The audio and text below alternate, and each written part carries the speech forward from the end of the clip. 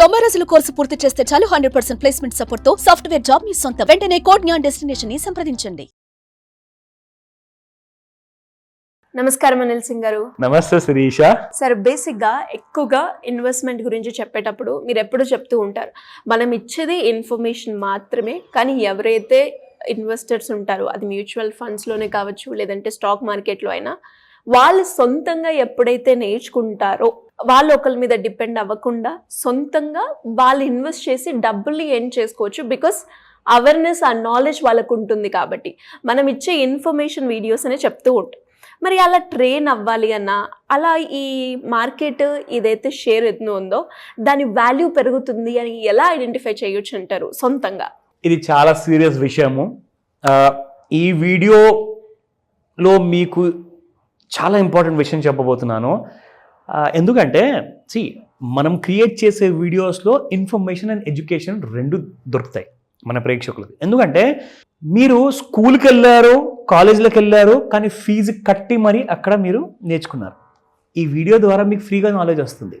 కానీ అది ప్రెషియస్ నాలెడ్జా, లేదంటే మనకు ఆ నాలెడ్జ్ని మనం ఎలా వాడుకోవాలో మనకు తెలియదా అన్న విషయం మీకు డౌట్ ఉంటే నన్ను కాల్ చేసి అడగచ్చు, అది వేరే విషయం. But fact of the matter ఏంటంటే, ఎంతోమంది రిస్క్ ఎలా తీసుకుంటున్నారంటే శరీష, ఒక స్కూల్ అండ్ కాలేజ్ అయిపోయిన తర్వాత ఒక చిన్న జాబ్ ఉంటుంది, చిన్న వ్యాపారం ఉంటుంది, చేసుకుంటూ ఏం చేస్తారంటే ఫ్రెండ్ కాల్ చేస్తాడు, లేదంటే ఒక మ్యూచువల్ ఫండ్ ఏజెంట్ వాళ్ళ దగ్గరకు వస్తాడు, లేదంటే ఒక యూట్యూబ్లో వీడియో చూస్తారు. ఇప్పుడు మన వీడియో చూసిన లాగానే నేనేమంటున్నానంటే, నేనే కరెక్ట్, అందరు తప్పని నేను చెప్పట్లా. బట్ ఏది కరెక్ట్ ఏది రాంగ్ అన్నది మీరు ఇవాల్యుయేట్ చేసుకోగలగాలి. దానికోసం ఏం కావాలి? ఒక బేసిక్ నాలెడ్జ్ కావాలి.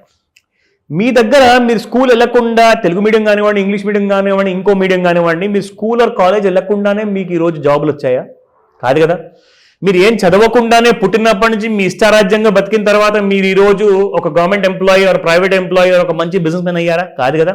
మరి అలాంటప్పుడు మీరు మంచి చదువు కోసం, మంచి నాలెడ్జ్ కోసం మీరు మీ టైంని పెట్టుబడిగా పెట్టారు, మీ ఇంట్లో మీ పేరెంట్స్ ఇచ్చిన ఫీజుని పెట్టుబడిగా పెట్టారు, మీరు మీ టైంతో పాటు ఆ నాలెడ్జ్ని మీరు సేకరించారు. మరి అలాంటప్పుడు ఒక జాబ్ సంపాదించడానికి, ఒక బిజినెస్ స్టార్ట్ చేయడానికి ఎంతైతే ఇంపార్టెంటో నేర్చుకోవడము, ఆ సంపాదన వచ్చిన తర్వాత దాన్ని మళ్ళీ రైట్ ప్లేస్లో పెట్టాలి అంటే కూడా ఒక రైట్ నాలెడ్జ్ కావాలి కదండి.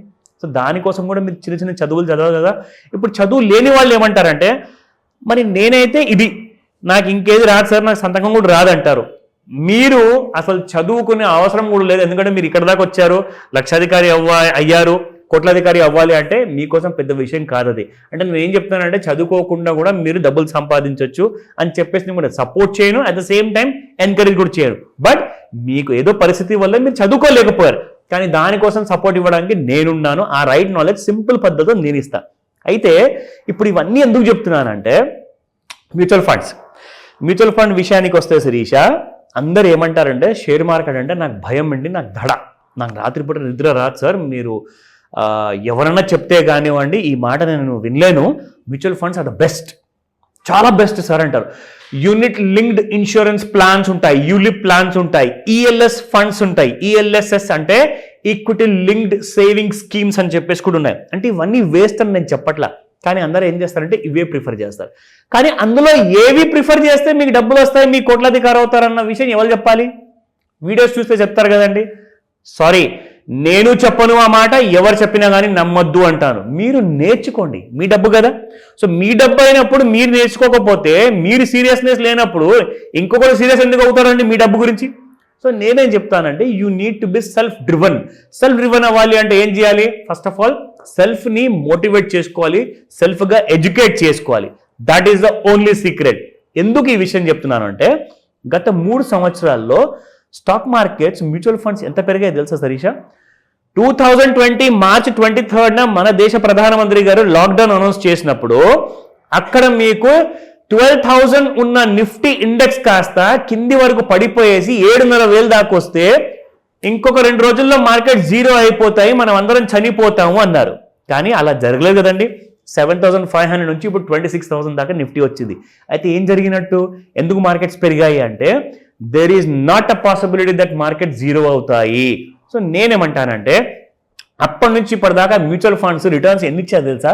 స్టాక్స్ అయితే మీకు 2,000% నుంచి 3,000% వరకు ప్రాఫిట్స్ ఇచ్చాయి. మ్యూచువల్ ఫండ్స్ మీకు ఒక్కొక్క సంవత్సరం కనీసం 150% వరకు కూడా ఇచ్చాయి, సంవత్సరానికి 150. అయితే నేను ఒక ఫండ్ పేరు ఇప్పుడు చెప్పబోతున్నాను. ఆ ఫండ్ మీరు నవ్వుతారు ఈ మాట నేను చెప్పిన తర్వాత. ఫస్ట్ మీరు వినండి. ఈ మ్యూచువల్ ఫండ్ పేరు వచ్చేసి Edelweiss greater China equity offshore fund.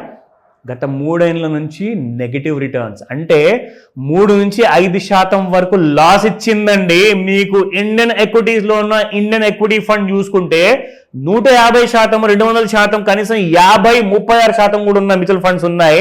ఇస్తుంటే మీకు ఇక్కడ ఉల్టా ఇది లాస్ ఇచ్చిందనమాట. సో దానికి కారణాలేంటి ఆ డీటెయిల్స్ మీకు చెప్తాను. ఎందుకంటే ఈ మ్యూచువల్ ఫండ్ ఫస్ట్ 1 ఇయర్లో దాదాపు 27% ఇచ్చింది శిరీష, అంటే 2021లో చెప్తున్నాను. దాని తర్వాత 3 ఇయర్స్ తర్వాత ఈ మ్యూచువల్ ఫండ్ మీకు 3% మైనస్ లాస్ ఇచ్చింది. అంటే ఏం జరిగింది, ప్రాఫిట్ వచ్చిన మ్యూచువల్ ఫండ్ లాస్ ఎందుకు వచ్చిందంటే ఈ మ్యూచువల్ ఫండ్ ఏదైతే ఉందో చైనాలో ఉన్న కంపెనీస్ పైన ఎక్కువ ఫోకస్ పెట్టిందంట. కానీ చైనాలో ఉన్న కంపెనీస్ పైన ఫోకస్ పెడితే మీకు డబ్బులు వస్తాయని చెప్పేసి ఎవరు సజెషన్ ఇచ్చారో మీరు ఎందుకు కొన్నారు? ఎందుకంటే ఇవన్నీ మ్యూచువల్ ఫండ్స్ ఏవైతే వర్స్ట్ పర్ఫార్మింగ్ ఉన్నాయి కదా, నాకు నా వీడియోస్ చూసిన వాళ్ళు ఆ స్టూడెంట్స్ ఎవరైతే ఉన్నారో వాళ్ళందరూ కూడా నాకు ఇది డీటెయిల్స్ నాకు పంపించారు. సార్ మీకు చెప్పకుండానే దానికంటే ముందే ఒక 3 సంవత్సరాల ముందు 4 సంవత్సరాల ముందు మేము పెట్టుబడి పెట్టాము, మాకు లాస్ వస్తుంది అంటే దాని మీద నేను కాస్త రీసెర్చ్ చేశా. అంటే వీళ్ళు అనవసరంగా మార్కెట్లో అందరు డబ్బులు సంపాదించుకుంటున్నారు, ఇక్కడ వీళ్ళు మాత్రం లాసుల పాలవుతున్నారు, ఎవరు వీళ్ళకి గైడెన్స్ ఇచ్చేది అని చెప్పేసి వాళ్ళకి ఒకటే మాట చెప్పా. నా దగ్గరకు వచ్చే ముందు మీరు ఏవైతే తప్పులు చేశారో అవన్నీ కాస్త లిస్ట్ అవుట్ చేయండి అని చెప్పా. అందులో 10 కంపెనీస్ ఉన్నాయి శిరీష, 10 డిఫరెంట్ మ్యూచువల్ ఫండ్స్లో. ఒక్కొక్క దాంట్లో మినిమం 5,000, 10,000 పెట్టుబడి పెట్టుకుంటూ గత 4 ఏళ్ల నుంచి కొన్ని లక్షల రూపాయలు ధారపోసారు. ఇప్పటిదాకా రూపాయి కూడా ప్రాఫిట్ లేదు వాళ్ళకి. సో నేనేం చెప్తానంటే ఈ రోజున ఏదైతే సెక్టర్ పెరుగుతుందో, సెక్టర్ అంటే ఐటీ సెక్టర్ కావచ్చు, ఆటోమేటివ్ సెక్టర్ కావచ్చు, ఎఫ్ఎంసీజీ కావచ్చు, దాంతోపాటు ఇంకా డిఫరెంట్ కంపెనీస్ ఉన్నాయి, ఇంకా చాలా ఉన్నాయి sectors, I don't want to name them. కానీ ఏ సెక్టర్ నెక్స్ట్ 5 ఇయర్స్ వరకు 10 ఇయర్స్ వరకు పెరగబోతుంది అన్నది మీరు నేర్చుకుంటేనే కానీ మీకు తెలియదు. గంట సేపు టైం ఇవ్వండి, ఆన్లైన్లో లేదా ఆఫ్లైన్లో, మిమ్మల్ని ఫుల్ నాలెడ్జ్తో, రైట్ నాలెడ్జ్తో మార్కెట్లో ఎలా డబ్బులు సంపాదించుకోవాలి అవన్నీ కూడా మిమ్మల్ని ట్రైనింగ్ ఇస్తాను. నేను రికమెండేషన్ ఇవ్వను, బట్ రైట్ టైం కోసము మీరు కాల్ చేయండి, I will help you. Thank you sir. Thank you. Welcome Sirisha.